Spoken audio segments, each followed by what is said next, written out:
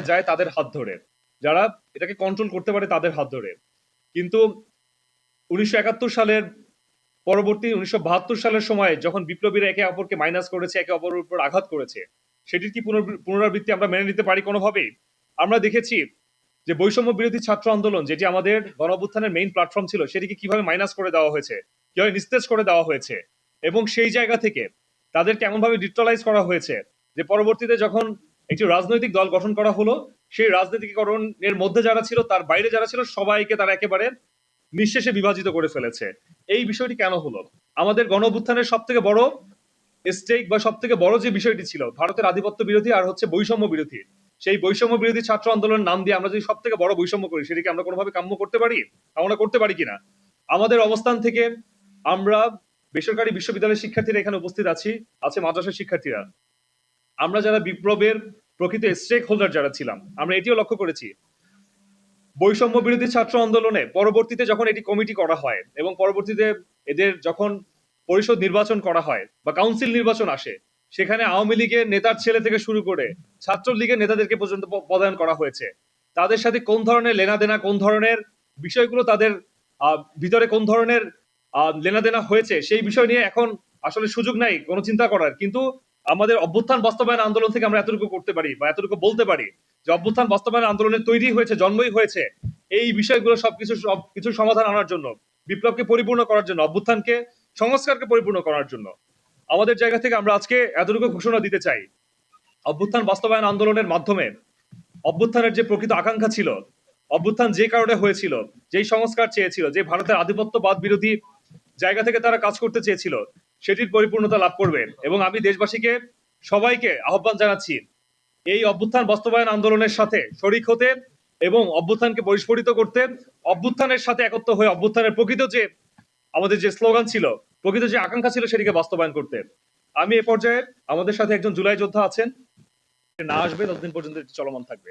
সেই জায়গা থেকে 18 মাস শুধু না, আমার মনে হয় সরকারের মেয়াদকালীন থাকা অবস্থায় এবং মেয়াদের সর্বশেষ জায়গা থেকে জবাবদিহিতামূলক ভাবে এটি আমাদের কাছে সর্বশ্রেষ্ঠ সময় মনে হয়েছে। ধন্যবাদ। বৈষম্য বিরোধী ছাত্র আন্দোলনে আসলে শরিকদার হিসেবে আবহাওয়ার জনসাধারণ সবাই ছিল, তো সবাই বৈষম্য বিরোধী ছাত্র আন্দোলনের ডাকেই কিন্তু গণঅভ্যুত্থানে সাড়া দিয়েছে। কিন্তু যারা আমরা সমন্বয়ক হিসেবে বৈষম্য বিরোধী ছাত্র আন্দোলনে ছিলাম, যারা শুরু থেকে কমিটিগুলোতে ছিলাম, প্রকৃত যারা যোদ্ধা ছিলাম, তারা ওই সমন্বয়কের পরবর্তীতে অন্য কোনো কমিটিতে আমরা যাইনি। পরবর্তীতে আপনারা জানেন বেশ কয়েকটি কমিটি হয়েছে এবং নানা ধরনের নাটকীয়তার মাধ্যমে কমিটি বিলুপ্তকরণ, স্থগিতাদেশ এসছে। পরবর্তীতে আবার নানা ধরনের অসঙ্গতি ছিল, নানা ধরনের আমরা কালেমালেপন হতে দেখেছি। বেসরকারি বিশ্ববিদ্যালয়ের উপর পর্যন্ত নানা ধরনের বিষয় চলে আসছে, যেখানে আসলে প্রকৃত যারা জুলাই গণঅভ্যুত্থানের কাণ্ডারি যারা ছিল, তারা কিন্তু সেখানে অনুপস্থিত ছিল। তো সেই জায়গা থেকে আমরা সমন্বয়কের পরবর্তী অবস্থান থেকে, যেটি সমন্বয়ক আপনারা জানেন কিনা, সমন্বয়ক যেই 625 জন বা 635 জনের একটি সমন্বয় কমিটি ছিল শুরুতে জুলাই গণঅভ্যুত্থানের সময়, যেটি পরবর্তী সময় এক্সটেন্ড হওয়ার কথা ছিল, কিন্তু নানা ধরনের বিষয়কে কেন্দ্র করে পরবর্তীতে সেটি এক্সটেন্ড করা হয়নি, পরবর্তীতে উল্টো বিলুপ্ত ঘোষণা করা হয়েছে। এবং সেন্ট্রালাইজ যারা পরবর্তীতে জুলাই গণঅভ্যুত্থানের কেন্দ্রীয় সমন্বয়কের জায়গায় যারা ছিল, যারা সরকার গঠনে চলে গিয়েছে বা রাজনৈতিক পরিমণ্ডলে অংশগ্রহণ করেছে, তাদের ব্যতীত অন্য একটি কমিটি গঠন করা হয়েছিল। সেই কমিটির সাথে কিন্তু আমরা একমত পোষণ করি নাই। আমরা জুলাই গণঅভ্যুত্থানের প্রকৃত স্টেক হোল্ডার যারা ছিল পরবর্তী সময়, তারা কিন্তু সবাই আমরা বেরিয়ে আসছিলাম এবং আমরা সেই গণঅভ্যুত্থানের অংশ হিসেবেই আমরা আজকের প্ল্যাটফর্মে ঘোষণা দিয়েছি, কোনো সমন্বয়ক হিসেবে না বা কোনো ওই বৈষম্য বিরোধী ছাত্র আন্দোলনের এক্সটেনশন হিসেবে না। অর্থনৈতিক পুনরুদ্ধারের বিষয় নিয়ে অনেক আলাপ আলোচনা হয়েছে যে এই সরকারের সময় আমরা পূর্ববর্তী, আপনারা জানেন যে গণঅভ্যুত্থানের আগের মুহূর্তে আমরা আমাদের রেমিটেন্স ফাইটার যারা দেশের বাইরে ছিলেন, তাদেরকে আমরা অনুরোধ করেছিলাম দেশে অসহযোগ আন্দোলন জারি করার সময় যে তারা যাতে রেমিটেন্স বন্ধ রাখে। পরবর্তী সময়ে এই গভর্নমেন্ট আসার পরে আমরা সেটিকে আবার পুনরুদ্ধারের জন্য চেষ্টা করেছি এবং পূর্ববর্তী যে আমাদের অর্থনৈতিক অসঙ্গতি ছিল, যার মাধ্যমে আমাদের দেশ পিছিয়ে গিয়েছিল, রিজার্ভ লুট হয়েছিল, নানা ধরনের যত ফ্যাসিস্ট রেজিমের যত অসঙ্গতি ছিল, সেগুলো সব ফিরিয়ে আনার জন্য যত কার্যক্রম করা দরকার সেগুলোর আমরা চেষ্টা করেছি। এবং আমাদের পরবর্তী সময় আমরা দেখেছি দেশের বিনিয়োগের জন্য আমাদের একটি আমাদের বিড়া থেকে শুরু করে বিভিন্ন প্রতিষ্ঠানগুলো আমাদের সাথে সচেষ্ট হয়ে কাজ করার চেষ্টা করেছে।